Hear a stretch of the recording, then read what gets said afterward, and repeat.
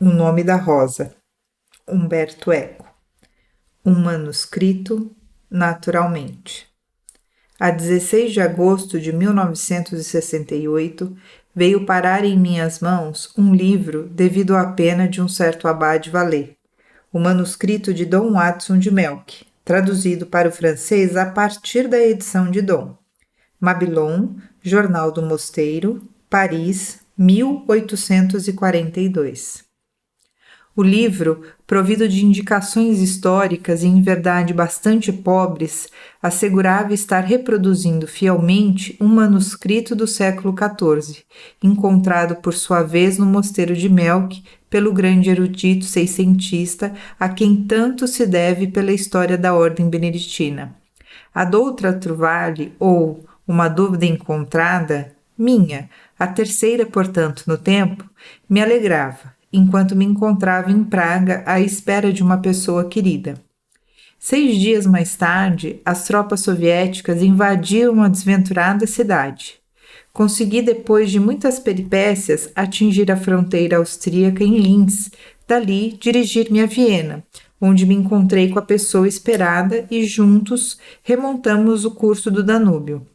Num clima mental de grande excitação, lia, fascinado, a terrível história de Addison de Melk, e me deixei absorver tanto por ela que redigi uma tradução quase de vez, em alguns cadernos grandes da papelaria Joseph Gilbert, em que é tão agradável escrever se a caneta é macia.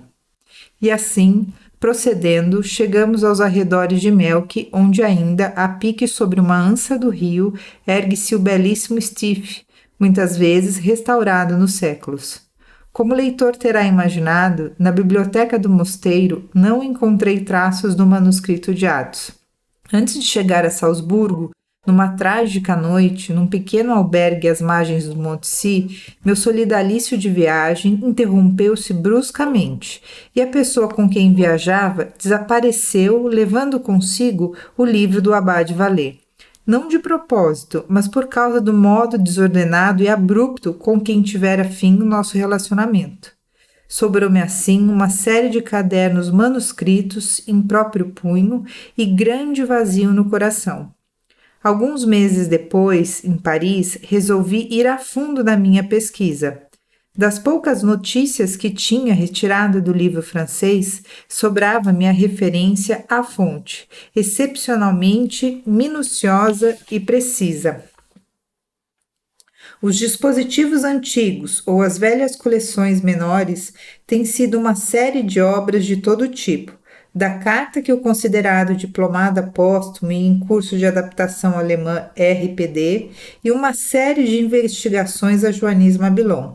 Porém, os sacerdotes, os monges da Ordem de São Benedito e da Congregação São Mauri, a nova edição, os acessos e as pequenas partes das várias obras de vida de Mabilloni, e a saber, de Paris, a hóstia eucarística e a fermentação para o eminente cardeal Bona.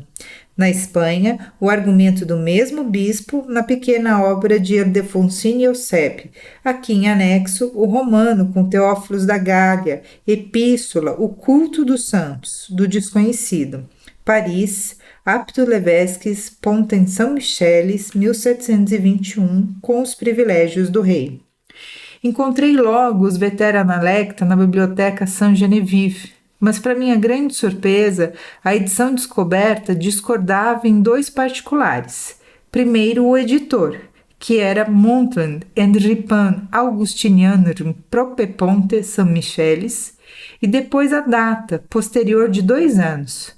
Inútil dizer que tais analecta não continham qualquer manuscrito de Addison ou Addison de Melk, e trata-se mais, como cada um pode observar, de uma coletânea de textos de média e curta duração, enquanto a história transcrita por Vallée estendia-se por algumas centenas de páginas.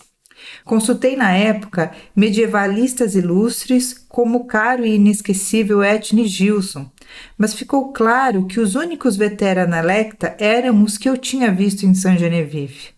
Uma parada na Abaie de la Sauce, que se ergue nos arredores de Passy, e uma conversa com o amigo Dom Arne Lesteste, Convenceram-me, além disso, de que nenhum abade valê publicara livros nos prédios, aliás inexistentes, da abadia.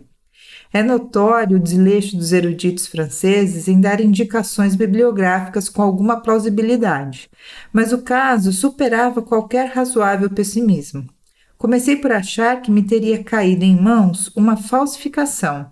Afinal, o próprio livro de Vallée era irrecuperável, ou pelo menos não ousava ir pedi-lo a quem o tinha de mim subtraído. E não me restavam senão as minhas notas, das quais já começava a duvidar.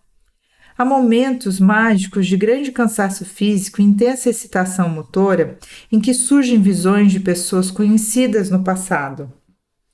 Ao refazer esses detalhes, pergunto-me se são reais ou se os sonhei. Como aprendi mais tarde no interessante livreto de Abebuquá, dão-se igualmente visões de livros ainda não escritos. Se não tivesse acontecido algo de novo, estaria ainda aqui a perguntar-me de onde vem a história de Hudson de Melk.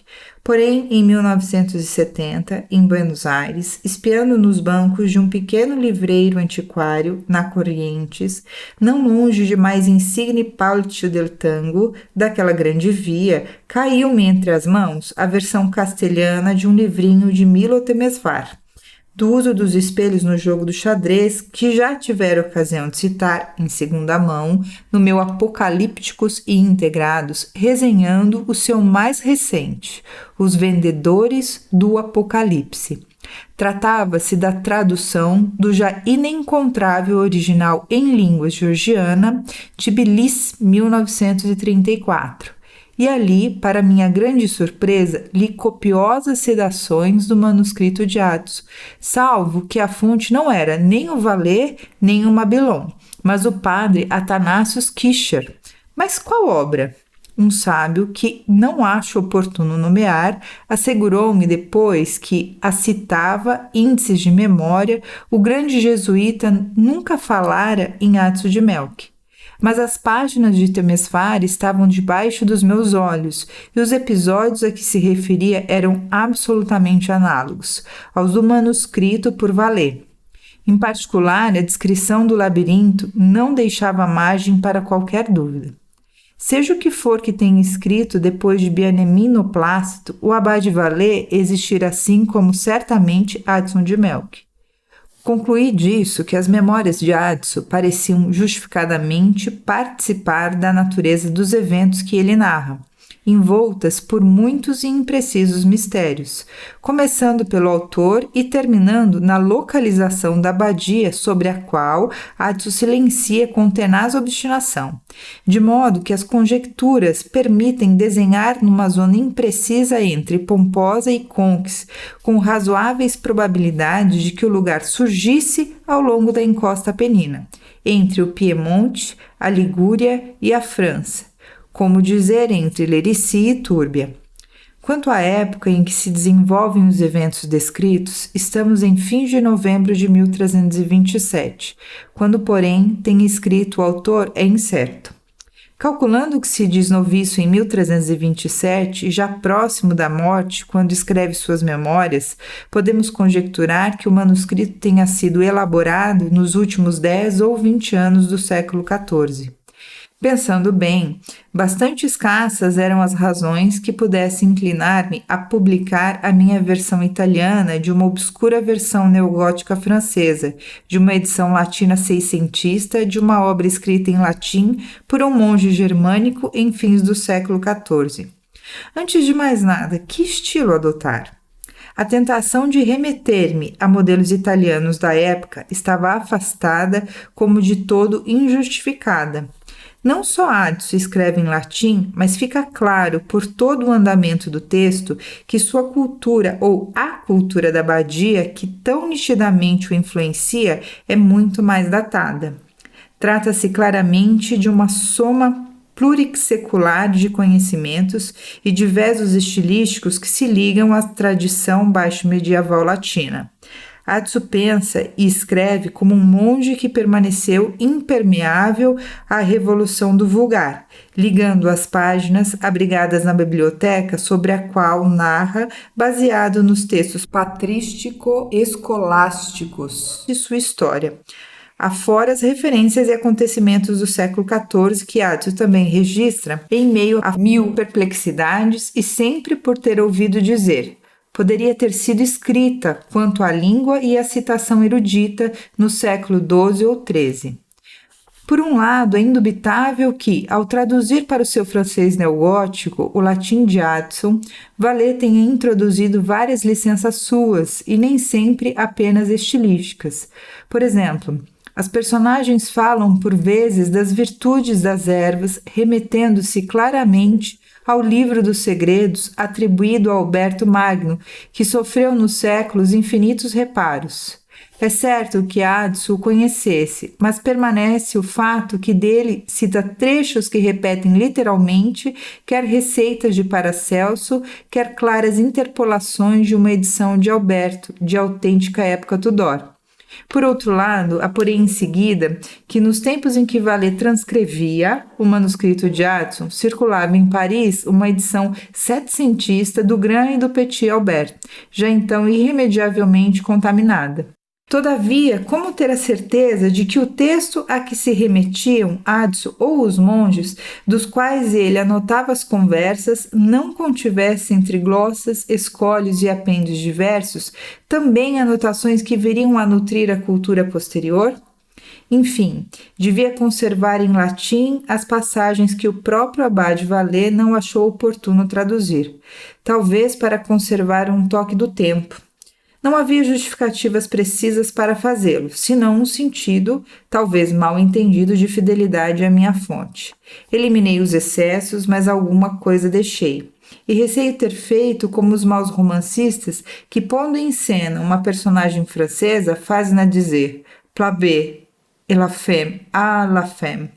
Concluindo, estou cheio de dúvidas. Não sei exatamente por que me decidi a criar coragem e apresentar como se fosse autêntico o manuscrito de Adson de Melk. Digamos, um gesto de apaixonado. Ou, se quisermos, um modo de libertar-me de numerosas e antigas obsessões. Transcrevo sem preocupação de atualidade. Nos anos em que descobria o texto do abade Vallée, circulava a convicção de que se devia escrever com empenho apenas no presente e para mudar o mundo. Há 10 ou mais anos de distância, é agora consolo para o homem de letras, restituído à sua altíssima dignidade, que se possa escrever por puro amor à escritura. E assim, agora sinto-me livre para contar, por mero gosto fabulatório, a história de Adson de Melk, e provo conforto e consolo ao reencontrá-la, tão incomensuravelmente distante no tempo.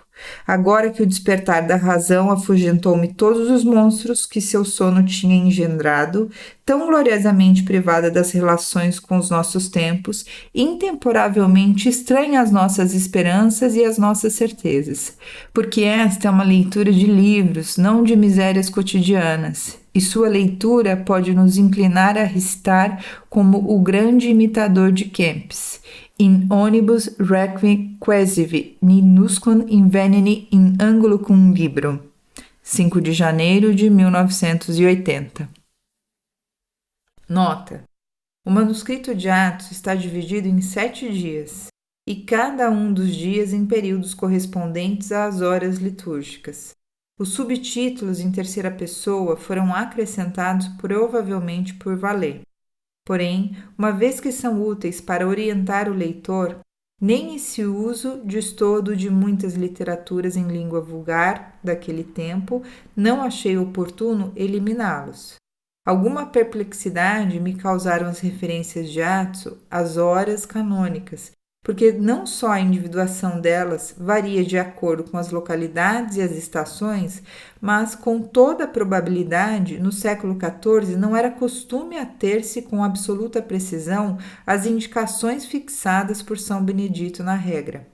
Todavia, para orientação do leitor, deduzindo em parte do texto e em parte confrontando a regra originária com a descrição da vida monástica feita por Eduard Schneider em Les Ordres Benedictines, Paris, Grasset, 1925, creio ser possível atermos-nos ao seguinte cômputo: matinas, que às vezes Addison chama também pela antiga expressão vigile, entre 2 horas e 30 minutos e as 3 horas da madrugada.